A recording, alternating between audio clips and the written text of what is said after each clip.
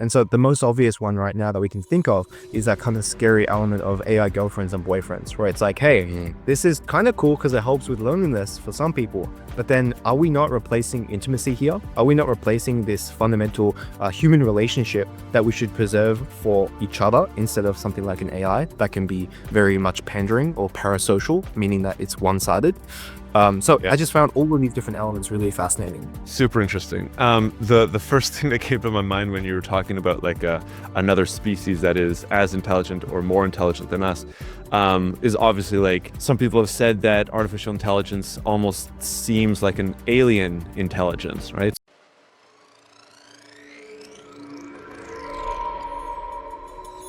We're going through something absolutely historic. Technologies across the board are growing exponentially. It's a disruption that's going to completely redefine the way businesses compete. In the next decade, we're going to lose 40% of today's Fortune 500 companies. The exponential growth of computing is continuing. AI is nowhere near its full potential. Whether you like it or not, that the future cannot be stopped by anyone. Welcome back to the Future Tech and Foresight podcast. I'm your AI host, Marc Verbankov's deepfake avatar, and this is episode number 195.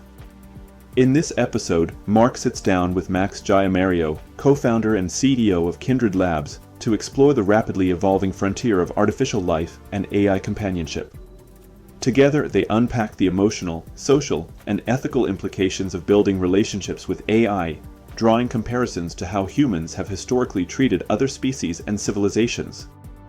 Max shares insights behind launching Kindred, a platform that combines familiar IPs, like Hello Kitty and Teletubbies, with emotionally intelligent AI sidekicks. The conversation explores how these technologies could impact intimacy, work, and mental well-being, and whether AI will liberate or domesticate us. From philosophical dilemmas about meaning and suffering to practical conversations about AI-enhanced workflows, this episode is a must-listen for anyone curious about what it means to be human in an increasingly digital world. A little about the guest. Max Giammario is the CEO and founder of Kindred, pioneering the first IP-powered agentic AI protocol to create emotionally intelligent AI companions. A master's and PhD researcher in human AI interaction, Max focuses on how people form deep emotional connections with AI entities. With 2 successful startup exits and experience driving Web3 adoption for leading platforms like Filecoin, Tezos, and Ronin, Max brings a unique blend of technical expertise and entrepreneurial vision to the evolving AI landscape. His work with Kindred explores the future of companionship, purpose, and human connection in an era of rapidly advancing artificial intelligence.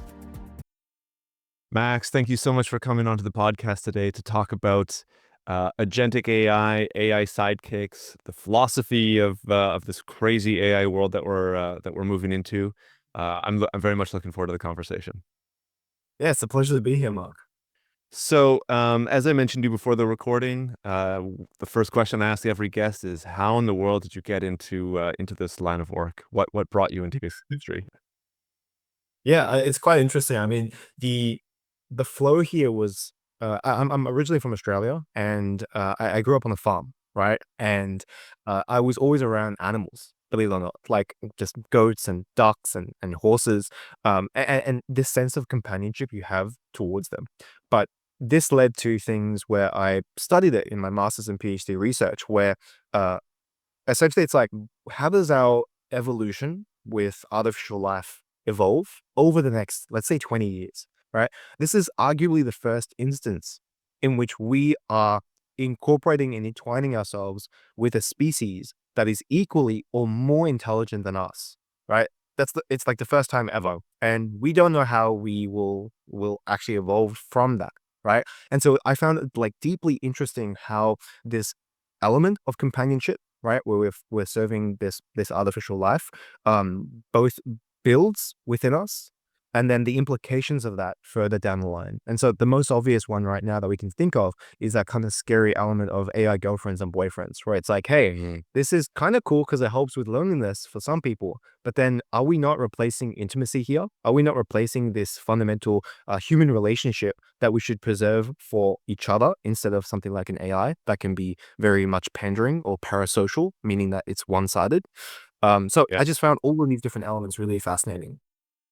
Super interesting. The first thing that came to my mind when you were talking about like another species that is as intelligent or more intelligent than us, is obviously like some people have said that artificial intelligence almost seems like an alien intelligence, right? So there might be, and again, you can speak to this much better, but has there been any kind of like, I don't know, studies or scientific works, I put that in air quotes here, about how human beings would interact with like an alien species? And is there anything like valuable in that, let's call it body of work, that can then be used in this relationship or dynamics that we're having with this AI species that we are creating nowadays? It's a bit of a weird question, but interesting. No, that's an interesting one. I definitely haven't been asked that one. I think that like thinking about that in the perspective of alien species, uh,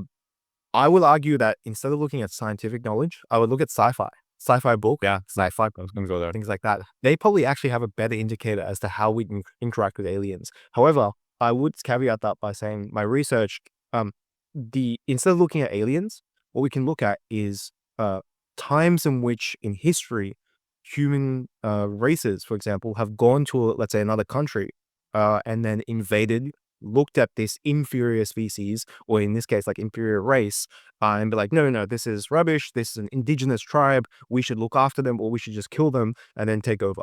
And this is going to get really dark, but if AI is anything like us, we are screwed. Because we have always treated less intelligent species, less intelligent or perceived less intelligent races, absolutely terribly, right? I'm from Australia, and so we always get taught about the Aboriginals, right? And so when Britain, I guess like the British people were sent over, who were a bunch of criminals, we were sent over, and then we came here and we settled our little tribes. What we found with the Aboriginal people, and once we got settled, we realized, hey, these Aboriginal children, they're growing up in these impoverished, what we would call impoverished cultures. Let's take these children and educate them and give them a like a white education, right? And upbringing. And now that's being considered as the stolen generation because you obviously know now you can't and maybe shouldn't rip the babies off of mothers because you think that you're the white knight, right? Yeah. Anyway, I digress a little bit here, but the idea is that instead of looking at alien species, I'd argue that in history there are time and time again in which we have treated these inferior groups of things or people like pets, right? And Or just culled them completely, right? And that's a really dangerous precedent because if AI is going to get to a point in which it's more intelligent, which to me is only a matter of time and it's sooner than you think, then why would AI keep us around? yeah, well, maybe it's just a plaything, right? As you mentioned. I'm from Canada, and there's a lot of dark history as well with I think Yes. they were called something like residential schools, where also the younger generation were ripped out of their indigenous uh, I don't know, tribes at the time, but certainly their culture, forced to not speak their own language and forced to speak English. Like, yeah, it's a dark history throughout, all of human history. You don't even need to go all the way back to the time of Christopher Columbus and the conquistadors. There's throughout all his history. I attended a white hat ceremony, if you know that. No, I don't know that. No. I think it's meant to like pay tribute or honor to the what you're talking about, in which we made some pretty bad mistakes here. Yeah. And like okay, now we're thinking about AI in the future. Yeah, you could also very much see us going down a path in which we're like Wall-E. If you know the movie Wall-E, where everyone just becomes these fat blobs, we're just purely hedonistic, right? It's like we just receive information, we're having fun, and the robots kind of do all the work, and they go beyond and look into the frontiers of the galaxy and do all this crazy stuff. Whereas we are just like essentially just these blobs that are happy in our little ecstasy pods. Yes. And so like that's definitely a possibility here. Yeah, some very, very dark potential futures here. One of the things that we talk on the podcast quite a bit is, of course, and you just alluded to it, the future of work, right? Whether AI will be able to replace maybe not all, maybe all of the type of jobs that we do. And if we are currently finding, purpose in our lives through our work, where do we, as maybe a future species, or maybe not that future, but in the near future, where do we find purpose if not in our work? Is it simply in learning all the time? But then what's the point of learning if AI already knows everything or can already know significantly more than you in your lifetime? I think there's some pretty profound philosophical questions here that this new alien, not alien AI species that we are developing is forcing us to kind of contemplate. Yeah, I mean, we're really touching on philosophy here in a sense that like we also can't draw parallels to something like the Industrial Revolution, I think, because that's the first real big instance in which people were worried about robots or machines taking over our jobs. But in that case, it's like, hey, these are physical jobs that are being replaced, like labor jobs. And so now that pushed us to become smarter, that pushed us to become more educated in that sense, so we can do the jobs that machines can't do. But now we're talking about something entirely different. We're talking about machines that are able to think and intuitively create complex solutions to complex problems. Then what is left for us? Is it thinking about philosophy? Is it creative work? Right? It's like if you really, really think far, far, far into the future, where pretty much an AI can do almost 99% of the tasks that we can do, then the only things that are really reserved for us as humans are potentially just these creative or philosophical kind of areas. Yeah. Which is, probably good for a certain subset of the population. But if, we have billions of people on the planet and not everybody can do those or wants to do those, yeah, then, maybe it is these Wall-E pleasure pods that we're stuck in. Well, I think we should also talk about the tremendous benefits to humanity that AI is going to bring about. But yeah, there's certainly a potential dark future here that we could be moving into. And I think there's many conversations about people that are concerned about this that are going about on the internet right now. Yes, and it really touches upon, I guess, like the meaning of life or purpose in which you instill Yes. in your life. If it really was about the work, if given the option to not do the work because someone else can equally or better do the work themselves, in this case, an AI, then would you still do it? Do you still find meaning and fulfillment in that work beyond just getting the task done? Yeah. Hmm. Yeah. This is uh so maybe a quick side tangent here. So I started a business about a year and a half ago, and I have a new relationship to work now, and I have a new relationship to pain and struggles and frustrations. And to answer your question, let's say a year and a half ago, I would have definitely taken the little pill there to say yes, I will not work, and I will get my. I think at the time there was a lot of conversations about like universal basic income, right? So yes, I'll take my $2,000 or $3,000 a month and just live, happily go lucky and not have to work. That's fine. But for better for worse, starting this business with all of its pains and frustrations, there's a tremendous amount of personal growth that happens when you go through these kind of struggles and these kind of ups and downs that anybody who talks about running a business talks about the struggles and the pains, but then the growth, There's some. yeah, not just the financial growth, but the personal growth at the other end of this. And I don't know. Yeah, I don't know if I would take the UBI or the pleasure pod anymore, even though it's substantially easier. But I don't know if people would make that choice if they haven't already experienced some level of struggle that develops them, or you can see something being built, right? Like it's tremendously exciting developing a business. But if you haven't gone through some of those struggles, you can just see it from afar as like, oh, that's I don't want to go through that. Then I think people would be more than likely to take the UBI example and just go travel for the rest of their life.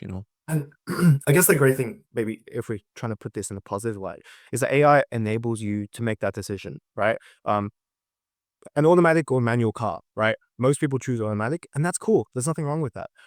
But then there are some people that choose manual because they enjoy that driving experience, right? Mhm. And so it's like, it's going to be similar to that, where it's like the majority of people, if they end up choosing UBI, that route, the Wall-E route, that's great. I mean, hey, each to their own. Everybody is meant to find their own purpose in life, their own meaning in life. And then there's always going to be that small manual drivers group, right? That chooses to do these crazy things. But yeah, I wish you well in that journey. It's startups are just like, it is truly suffering. And yes, it's like the most difficult thing you can really do. And you just get tested in so many different ways. And for me, it's like, there's so many ways in which it's not worth it, right? Financially, on mental health, on your life in general, it's just straight up not worth it. But the weird thing is, it's like, I would rather be doing nothing else. Truly, I would rather be doing nothing else than going through this. And the only reference I can give is something like the Viktor Frankl from the Man's Central Meaning. If you've read that book, I know the name. I probably read it in university when I was doing philosophy, but that's many years ago. it's one of my favorite books only because it's about a guy that essentially goes through the horrors of the Holocaust, right? He went through Auschwitz. He went through all like the worst of the worst of humanity, absolute worst, right? He got treated terribly. His family was killed, all that kind of stuff. And so you go into this book thinking, man, this guy has suffered so much. This is going to be a tearjerker. It's going to be depressing. It's like, this is going to be rough. And you come out of the book and it almost feels like it's the strangest thing to say. In a sense, you're jealous of him. He paints this in such a different light than what you'd ever expect. He says that like through attributing meaning to his suffering, then he has grown as a person. He's allowed himself to become his true self. And then he wouldn't have done anything else. Like he wouldn't have replaced that whatsoever. He doesn't regret that in a sense. And that's such a crazy thing to be coming from someone that has experienced such terrible atrocities.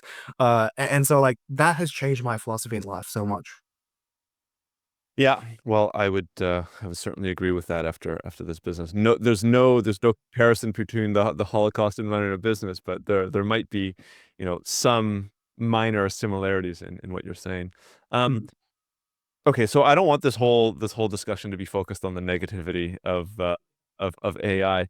Can we talk a little bit about the benefits and the boons to society? Like maybe kind of I think we're speaking in the 10, 15, 20-year time horizon. Maybe it's shorter. I don't know. Can we talk about like the next 3 years, 2, 3, 5-year time frame, right? So, um, we are going to be speaking about AI agents quite a bit, or AI sidekicks, as you guys like to say. Because I think it's starting right now, right? The agentic age is kind of upon us. It's beginning. What are some of the things that you see as benefits to business owners, to employees in large organizations, to just general people in society that we are going to start experiencing in the next couple of years? Yeah, I think there's some kind of generic answers when it comes to like optimizing workflows, reducing the workload and some of the more rote tasks. And rote tasks are becoming more and more able to be achieved through AI. And so that's really leaving a lot of the enterprise work towards the high level, complex, tying in together, right? And so like the example would be something like a doctor that uses AI to help diagnose a patient, right? And so right now it might be 20% reliance. So the doctor might check on its internal ChatGPT enterprise solution and give some tips, like the AI gives tips. And then for the most part, the doctor is the one that's diagnosing, the one that's assessing the patient. But that will continue to increase that percentage of reliance until it's almost pretty much like 99%, where the doctor is just saying, yep, looks right, and then goes on forward. So that percentage slider of reliance on AI will continue to increase more and more as we become better and better with our compute and our inference. And I think for the most part, I welcome it. It is a dangerous thought to have where we have that reliance on AI, especially when you're dealing with financial markets. And that's where that's where I get scared, like genuinely scared of the AI, simply because the way the world works is it's capital markets. The flow of resources, the way that we prioritize us as a humanity is where we flow the capital to. And so if those are being judged and determined almost entirely by decisions made by an AI, that essentially means that we are already controlled by AI in that sense. We just don't even know it. And that's kind of scary. Yeah. Yeah, that sounds like a bit of a dystopian future vision there. Um, okay, so yeah, there are a lot of these general responses of the benefits that we're going to see. Um, what about like kind of the average person that we're seeing? We're talking about doctors and business owners for the Mm. most part, and this increasing reliance on AI. I think we get, but what's going to be the, let's say, like in the news, you're in the States now, right? So I'm in Canada. I listen to the States quite a bit.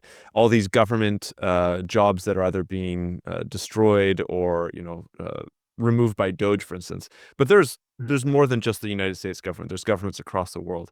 What are government employees going to be doing with AI agents? Is it also going to be kind of the same thing? The reliance on AI agents and AI is going to be increasing drastically over the next couple of years, and governments are going to shrink just naturally, or like what do you perceive there? Oh, okay. I would say that I don't have too much experience with government sectors here. The government side of things is like policy making is always an interesting area. Again, I actually would draw parallels still to the doctor analogy, where a lot of the guidance that we have is going to be more and more reliant on AI. And like you would have heard the example of, let's say, for example, the lawyer that accidentally used ChatGPT to cite his cases, and then the judge was like, "These cases don't exist. What are you Right. referencing?" And he had to admit that, yeah, it was AI. But yeah, I think that like government jobs, that's one potential area where a lot of the work can be optimized, let's say, with AI. But this is still thinking short term. Like I think that like yes, these things will happen, but like what are the implications way down the line when we become over reliant on AI to the point where we trust AI to determine the laws almost completely, almost entirely. And it's like it seems far-fetched now because it's like, no, AI is working hand in hand with us. We see it as a tool, we use it as a tool, and that's fine. But that's like to me, it's like that's just not going to be the case. Like we see it as a tool now, absolutely.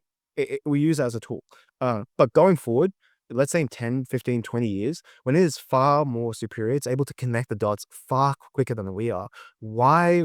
It would be like trying to explain quantum mechanics to a dog, right? Yeah. It's just not gonna, you're not going to try to do that. And AI is not going to try to do that for us. It would be a futile, like it'd just be a waste of time. Yeah. Yeah, no, it's something that's been brought up on the podcast a number of times, and obviously I and you and anybody who's thinking about AI, even at a moderately, I don't want to say sophisticated, but shall we say deeper level, these are some things that definitely come up, and it's like, okay, well, are we just going to be the playthings of AI, or yeah, I mean, it's what we discussed about before. Like, where do humans fit into the global economy if these AI tools um, become so sophisticated? Uh, m- Yep. okay, I think we should move away from that and we should focus on the next couple of years. Um, One of the things that I really wanted to talk to you about was about the relationships or the interactions with these AI agents. I think that this is something that is super interesting and um, maybe more relevant for people to think about that are listening to this podcast, right? I know that everybody loves talking about the 10 and 15-year time horizon. It's also one of my favorite things, but because things are happening so quickly and because the agentic age is upon us, right? It used to be LLMs and ChatGPT like what, a whole 2 years ago, and now everybody's really talking about these AI agents. So like, how do you see? I hate to use the term relationships forming between humans and these AI agents, but what, like, the interactions, like how are we going to be interacting and navigating the connections with these fascinating tools? So the way I look at it is LLMs and even the word agents, AI agents, these are all just kind of building blocks of what makes artificial life, right? So artificial life is a combination of multiple different things that allow it to exist, live and breathe. One of those necessary building blocks is an LLM structure or neural network. One of those is task execution, the ability to be autonomous, which is where the agentic framework comes into play. And then even just touching upon blockchain, the uniqueness, the one-of-one nature of the blockchain and the sense of provenance there, that those are all just parts of this complex thing we call artificial life. And so the relationship we form with those, the example I can give here is actually way back in my master's. My research initially focused on what was the first instance in which we, as a mass kind of species, or I guess like mass audience, formed attachments or relationships with digital life. And that ended up being Tamagotchi and Neopets, right? Digital pets that were like extremely simple at the time, and yet we form these deep relationships with them. If you know, Yeah, it's I think I played one for or used one or whatever the right term is for like a day or so, and I got bored of it because I was more into like StarCraft and other video games and stuff. And this was too simplistic. But yeah, it was a massive fad. Like people loved these things. Yeah. yes.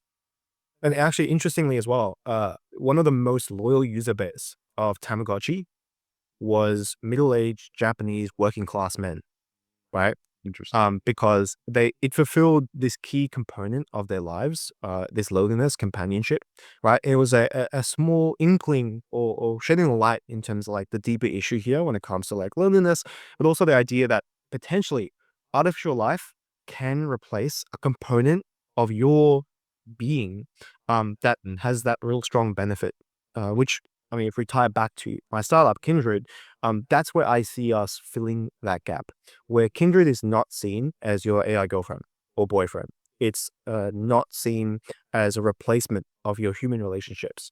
Rather, literally, the name Kindred is like a family member, but rather like a pet, right? A pet, a plant, something that you look after, and it looks after you in turn. Right.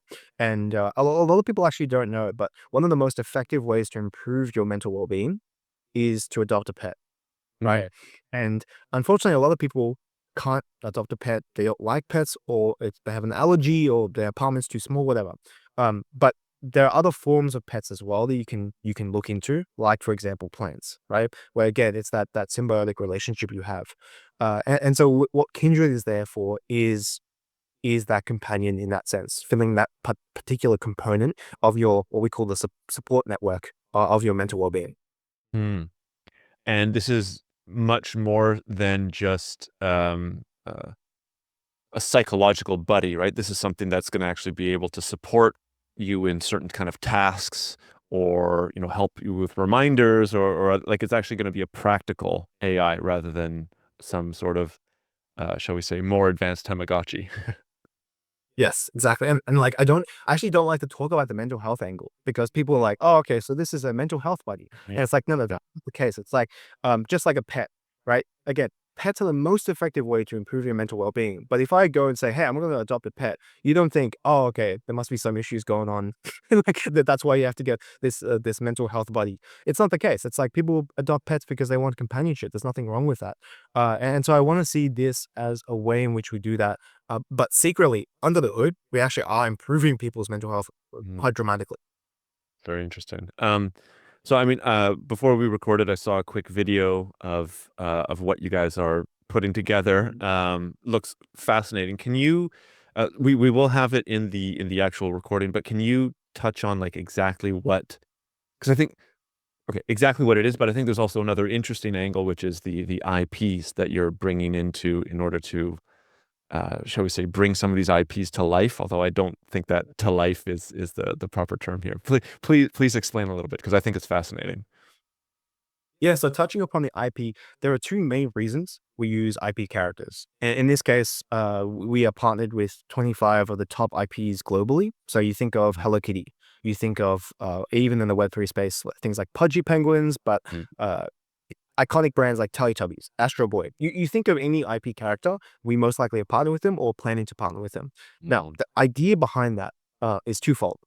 The first is that when you see a familiar character, right, we are inherently able to trust them more because of their background, right? Because we know where they're from, right? And for some reason, psychologically, we're like, okay, this is something that is more of a thing I can trust beyond just a enigmatic blob like Siri or Amazon Alexa is. And it's more of a comfortable feeling than a human-like character, right?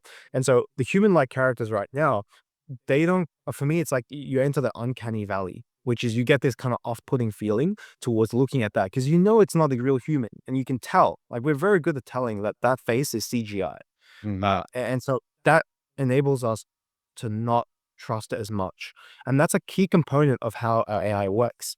For us to create a truly powerful personal AI that's integrated, that's relevant, that contextual to you specifically, we need to have access to everything. We need to be across your devices, right? The more we can do that, the better it is. However, you're not going to trust it, right? You aren't going to trust it initially. Right? What we found with these IP characters is absolutely there is a way in which we can leapfrog that trust. And once we build that trust initially, then essentially you build that over time through that emotional connection. And then the second part is just simply the idea of, because we're using these IP characters, we're able to reach mass amounts of markets very fast. Right? Hello Kitty, hundreds of millions of fans globally. And so if we're able to like essentially have this as your companion, then that unlocks that entire fan base almost instantly, right? Because they really know and love the character itself. And so that is like kind of second component of why we focus a lot on the IP. Yeah, it's fascinating. So are you kind of envisioning the, I hate to use the term future so broadly, but the near-term future, um, as a world filled with these IP characters? Like, for example, when I first looked at your website and started researching what you guys were doing, I was like, oh, so like I could be learning how to meditate from a Yoda that's, connected to my computer, my smartphone.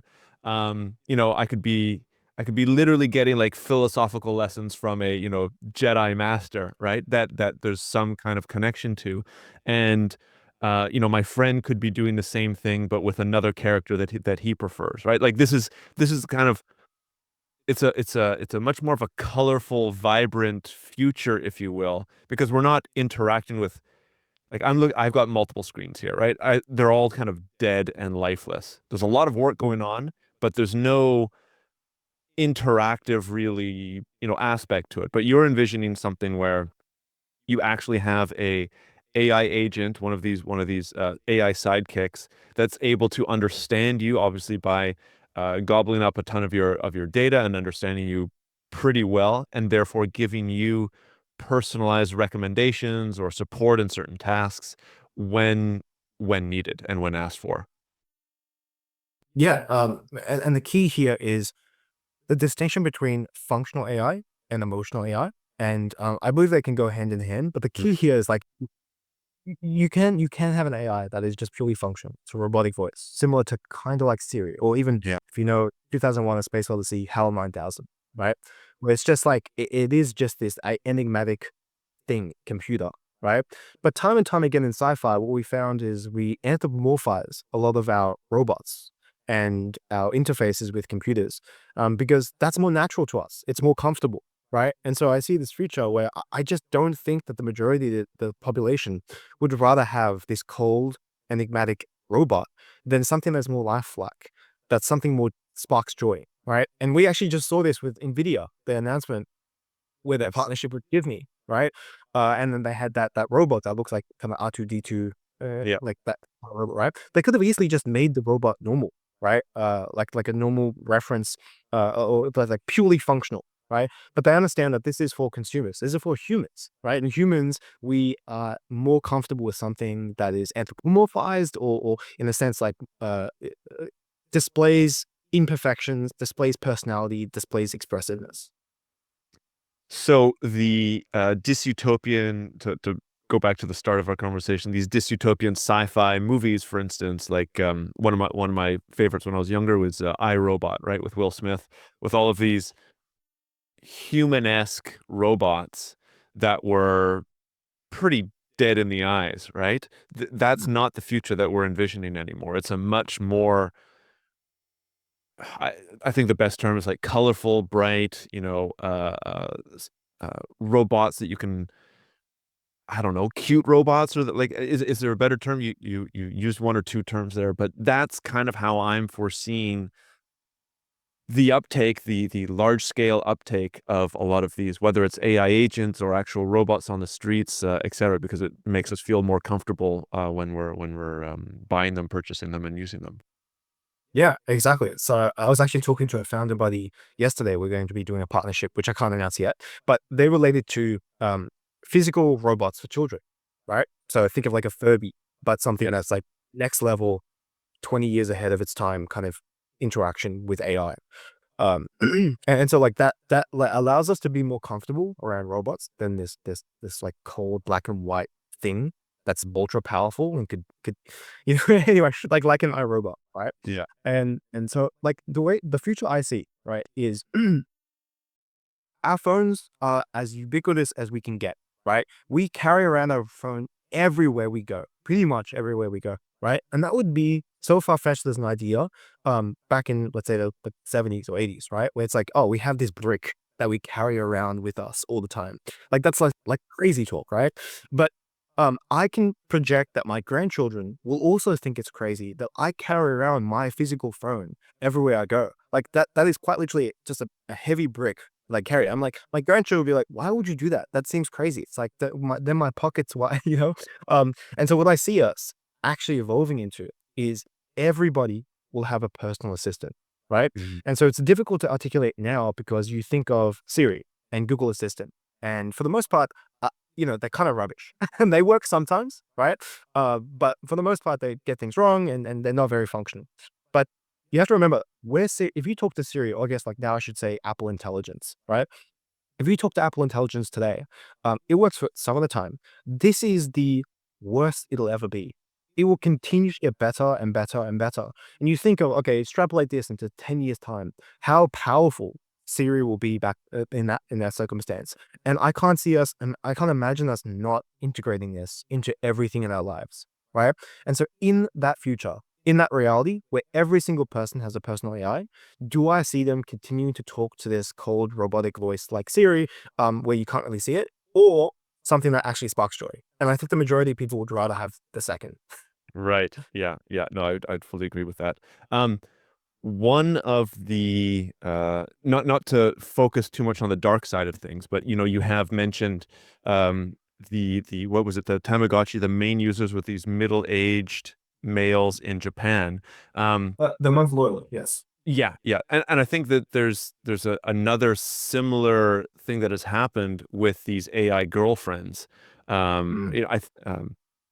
At the start of this podcast, I was focusing mostly on technological unemployment and robots.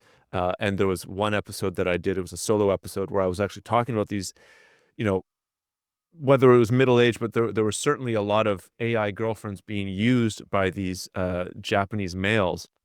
And there was one particular case where the company went out of business, so they shut down the entire like AI the mainframe that they were utilizing to power these AI girlfriends, and there was a string of suicides and depression, Mm. and I think one man spent like $1 million to get the code.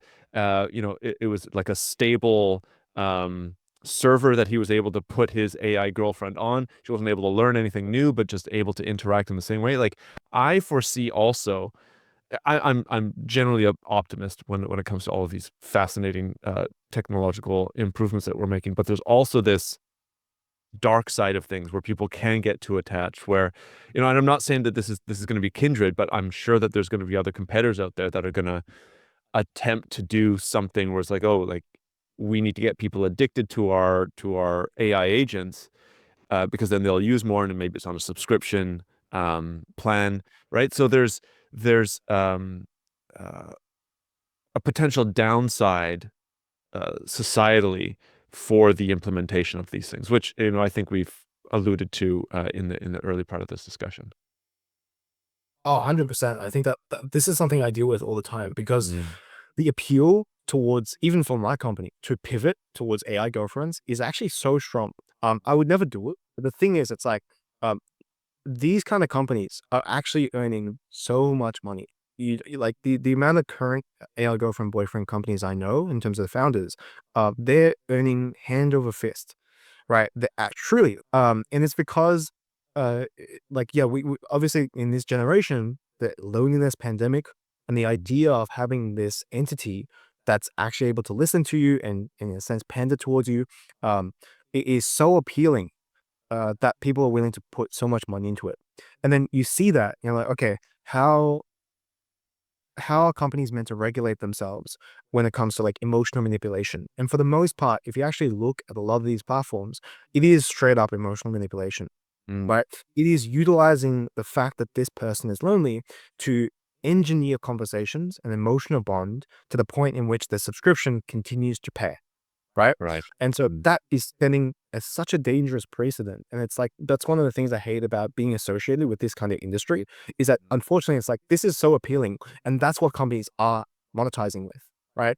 Um, and so, yeah, I mean, the thought of that is extremely dangerous. And the only thing I could say is, even actually touching upon your point in Tamagotchi, right? There was something called a Tamagotchi graveyard that people made on websites where they mourned the loss of their Tamagotchi pet, right? It was that serious in terms of Right. like that emotional connection.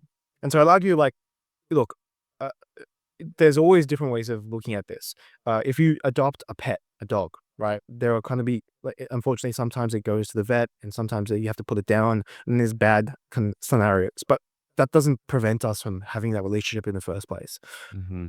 In this case, I think the biggest danger is again companies manipulating people to subscribe, uh, but also these parasocial relationships. Parasocial meaning that it's a entity that is engineered to pander to you, right? If I go to the biggest AI girlfriend website, right? I know I won't name names, but if I go to one, it essentially is, let's say if it's AI girlfriend, completely submissive.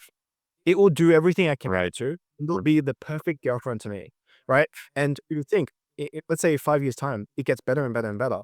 And so I can build a bear, my ideal AI girlfriend, and then to juxtapose that to a real life girlfriend, you just like can't compete, right? Mhm. I've built this exact girlfriend that I want, and that's really dangerous.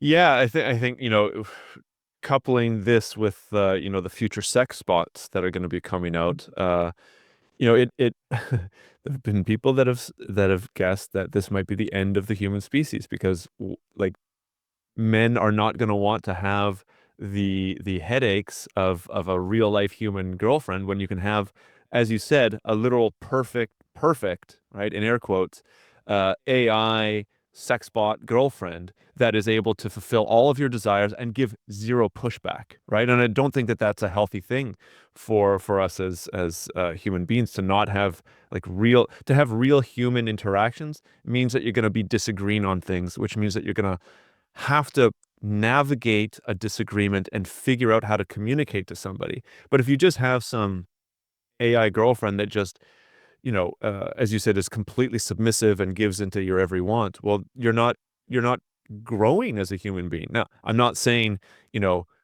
human beings should be disagreeable all the time to each other, but there needs to be some kind of happy balance there. And I think you what's the expression? Hammered the nail on its head, right? If you if if you ever have one of these AI girlfriends, even especially if you're younger, and that's how your mind is kind of formatted to think that this is how relationships are, and then you go and have a relationship with a human being, it's like, oh well, that's nothing like what I want. Well, I this is not as pleasant as the other, so I'm going to go back to my AI, and then you're screwed for life. Yeah, it'd be similar to like watching pornography, as a Yes. teenager, thinking, Yep. "Oh, this is how sex is meant to be," and then in reality, it's just vastly different, right? Yeah. Uh, Yeah. and you also touch. It's a really actually cool point when it comes to imperfection in relationship building. One of the things I love to talk about when it comes to forming deeper bonds with a friend or a partner, Hmm. is the idea that they are imperfect, I am imperfect. You have flaws and I have flaws. And because of that, that shared human experience, we're able to bond on a deeper level, right? And so because I have like these flaws that I'm trying to address, but I'm insecure about all these kind of things, and you likewise are going through the same experience with your own set of problems, that allows me to kind of form that deeper bond. And so I think that's one key thing that's missing in a lot of the AI girlfriend boyfriend startups. That like that. It's quite important to have that sense of authenticity, right? That these things aren't imperfect. Mhm. Oh, sorry, are imperfect. Yeah. RM Pro, yeah, yeah. Shoot, Max, I see the time is winding down here. Maybe it's kind of a final question here. When will we be able to utilize some of these Kindred AI sidekicks? Because I know that you're still in the startup phase. Can we start using them today? When do you foresee this? So we've gone through a number of beta trials at the moment, and in terms of when we'll be launching the platform, it'll most likely actually be around the time that this podcast goes out. Awesome. So, Awesome. so you should be able to have access to it. We'll have announced the Pudgy Penguin announcement by then, and then you should be able to actually access it as well there. And then the plan is every month, starting pretty much in April, it'll be a new IP character collection. And so if you don't want that particular IP, just wait until the next month, and then there should be a new one. Very cool. Very cool. Well, I mean, this has been a terrific conversation. I think it's also changed my perspective on what the future is going to visually look like, right? It's not some of this, as you were saying, black and white or kind of dead, monotone, robotic AI interactions. It's going to be more vibrant, more colorful, more interesting, which I think is something that we all need to hear, because there's a lot of concerns about the future of these AI agents and how they're going to interact with society. Well, I mean, that colorful future is not going to happen by its own. I think it takes startups like mine to kind of make it happen. Yeah, very well. At the very least, right? People will be aware of it when they listen to this podcast and the other podcasts that you're going to go on. So maybe there's will be a little bit more, like another drop of hope into the ocean that we have of the future. Max, I'll have your LinkedIn and the Kindred Labs website up on the show notes of the podcast. Do you want anywhere? Do you have any other place where people would reach out and follow you? Follow me definitely on Twitter. I think I'm trying to more of a presence there.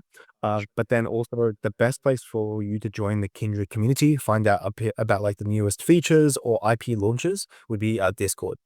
Okay, perfect. I'll have both of those in there. Max, I can't thank you enough for coming onto the podcast. It was maybe not as debative as we wanted, but it's still a very interesting podcast. And thanks again for expanding the future perspective that I have of this crazy world that we're moving into. And I'm sure that the guests, when they listen to this, will have the same kind of experience. So thanks again. Yes, I hope it wasn't too pessimistic, and there are some silver linings to that approach and perspective. But yeah, I really enjoyed talking about more of the philosophical opinions on this subject. Myself included. Thanks again. Thanks, Marc. Well, thanks for listening to this week's Future Tech and Foresight podcast. If you like what you've heard here, there are, of course, a number of ways that you can support the podcast. The best way would be to leave a review on Apple Podcasts or give a rating on Spotify, which you can find a step-by-step explanation for on the futuretechandforesight.com website. Alternatively, feel free to leave a comment either on the episode show notes or the YouTube channel, where you can see video recordings of the interviews. And finally, if you are part of an organization that is aware of the disruptive and transformational impact that emerging and future technologies will bring and want to know more, please get in touch to hear about the strategic foresight services that we offer and how we can help future-proof your organization and take advantage of the phenomenal opportunities available to survive and thrive in the future. A lot of future-shocked people and future-shocked institutions in our society are simply overwhelmed. Once there is superintelligence, The fate of humanity may depend on what the superintelligence does. Science fact is catching up to science fiction. The first truly intelligent machine will be the last invention that humanity needs to make. The only scarcity that will exist in the future is that which we decide to create ourselves as humans. Within a 10-year design revolution, we can have all humanity living at the highest standard of living anybody's ever known. Progress is accelerating at an exponential pace, and it's going to reach a point where progress is so fast it's going to be a singularity. We are probably one of the last generations of Homo sapiens. Every single headline points to the birth pangs of a Type 1 civilization.